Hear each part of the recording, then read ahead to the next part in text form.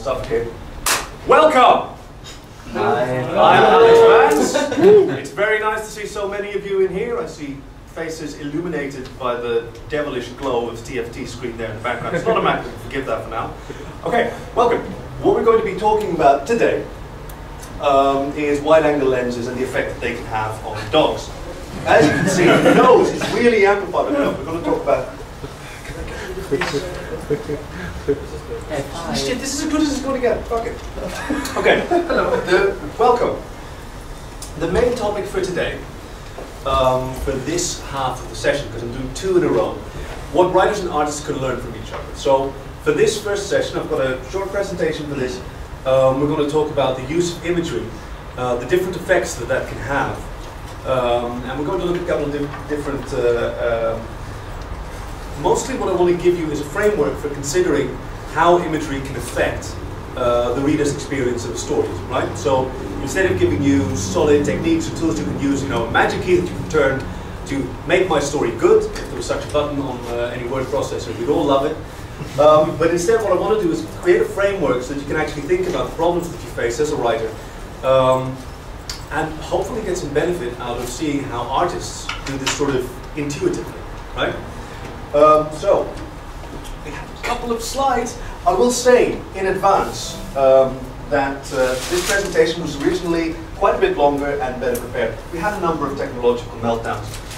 Eventually I was able to get at least this portion of the presentation retrieved thanks to some excellent friends of mine and the use of many, many different technologies. And then I figured that I'd be able to reconstruct the rest from memory.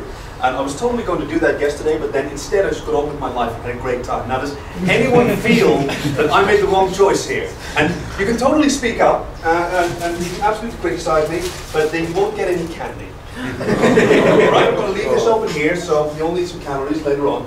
But this is the candy for the people who think that I'm okay. The main says we're good. One too many mohooties, yeah. All right. Conveying meaning through, oh, hold on. I spent so much time making these cool transitional animations, but we're just going to have to do without those, I guess. Conveying meaning through imagery, and a number of different techniques that we can use for that. So, all right. Here's some of the key points that I want to hit. The power of signs, and we're going to talk about that in a bit of a theoretical and formal kind of style. How to set the mood, again using imagery. This picture here by Kaji, it's actually quite lovely. Despite the fact that it just looks like a weird sort of Rorschach test on the screen. Show, don't tell. I've written a little bit about that in the con book, for those of you who've read it. Who's read it? Hands up. That's what I like to hear. And juxtaposition, just because it's a wonderful Scrabble word. This guy, this beardy freak here, this guy is called Charles Sanders Peirce. P-E-I-R-C-E. Most people say Pierce, it's actually pronounced Peirce. And this guy was a polymath. He did all sorts of wonderful, wonderful stuff. One of the major things that really made a difference for me is his contribution to the field of semiotics. Semiotics is derived from the Greek word. A semiotikos was an interpreter of signs, like an augur or a haruspex, various other words. But he would look at great signs like how many ravens flew by in a day, and he would interpret them for the people in charge. So, what semiotics does is it looks at the relationship between signs and meaning, right? The signifier and the signified, something that conveys a meaning and something that is a meaning. And this guy, Charles Sanders Peirce, he had a brilliant idea in categorizing those. And he brought it down to a very simple model consisting of three classes of signs. So three ways in which something can mean something else. I'm going to talk about those first because they're going to give us the most important framework that we can use to talk about how imagery and story interact. Well, that looks shit. Again, I swear to God it looked better than this. Okay, so first of all, this was outlined. Okay, never mind. So signifier and signifying. These are the three types that he was talking about.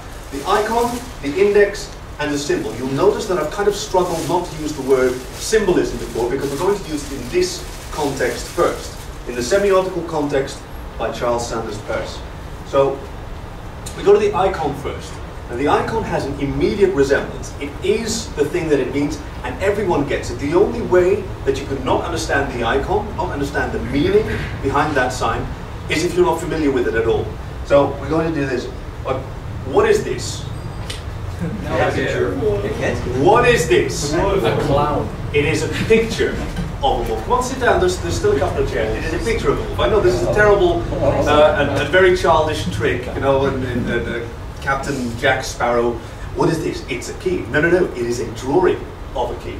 But again, what we have here, this is an iconic image because you see it and you know what it is. The only way you don't know what it is if you don't know what a wolf is.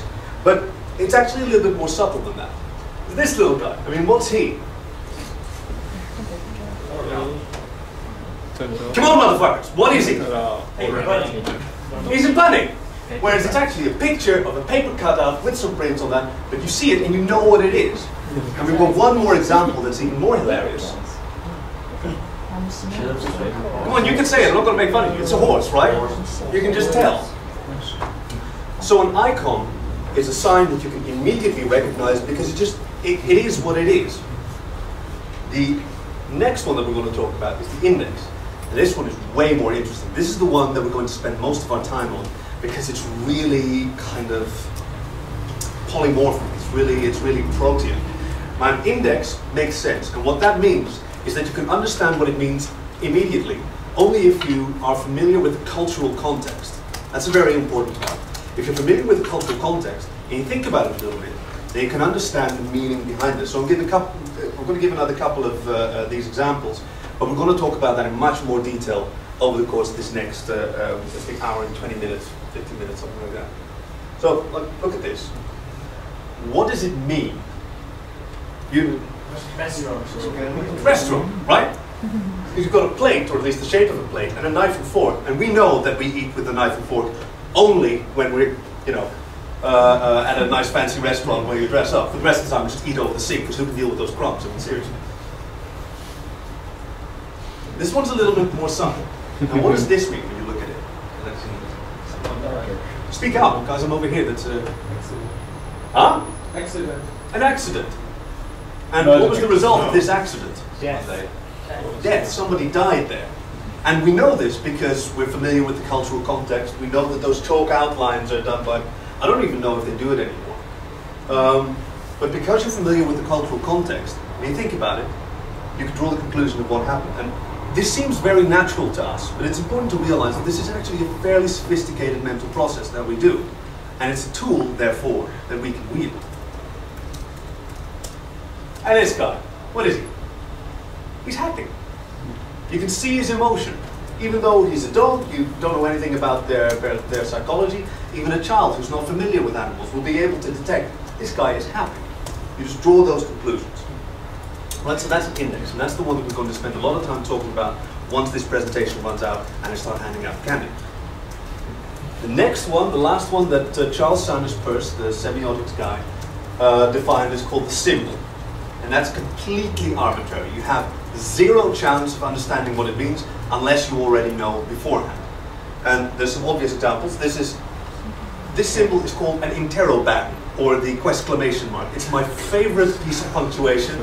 Nobody ever uses it, but it just means, you know, an exclaimed question. What the fuck? What the fuck? Yes, exactly. And then you'd use a hello? No, sir.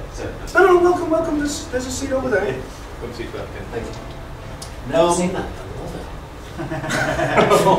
Well, why don't you get married to it then? This, the radiation hazard symbol. You have no idea what it means unless you've been told.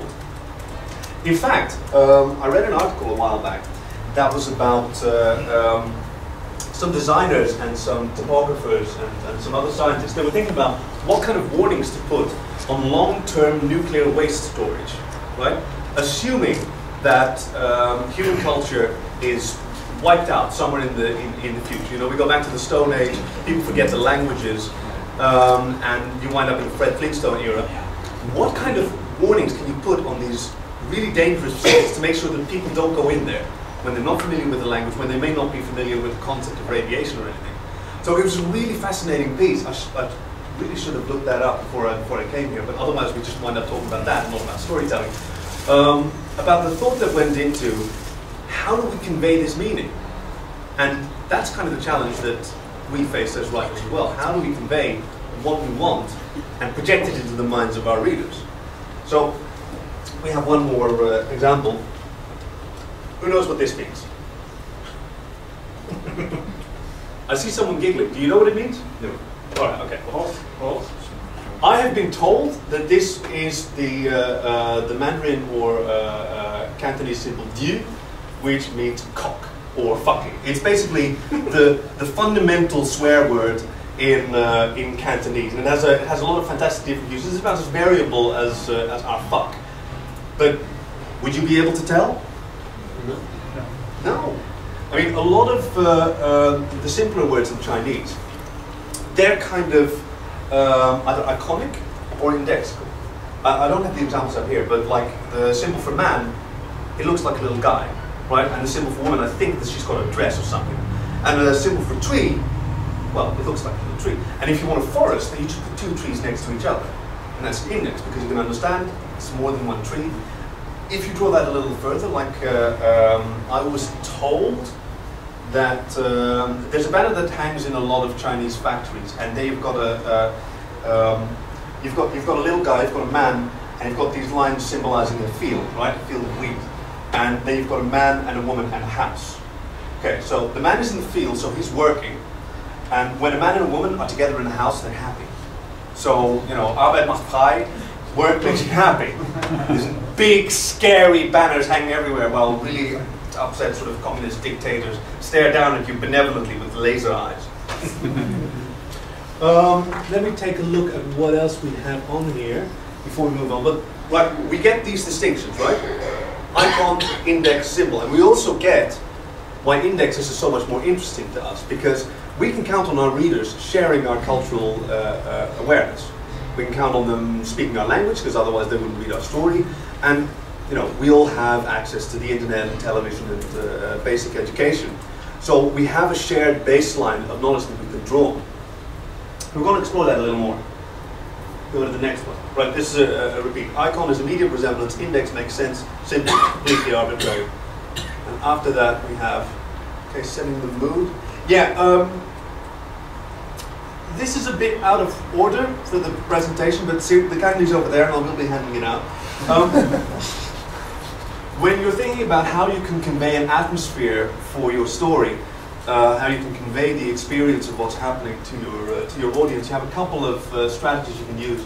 Now, this is from an earlier version of the presentation, so it's not exactly complete. You have a couple of things that you can immediately draw on. You can try to communicate the sensation, you know, a vicarious experience. You can tell them what it feels like. It's hot and stuffy in here. It's a little bit dark, but we all get that. We know what hot and stuffy is. We know what dark is. Association, that's a little bit more like an index, right? You can use a colorful metaphor. Okay, challenge the writers in this room. Use a metaphor that doesn't reference light or heat to describe the current condition of this room.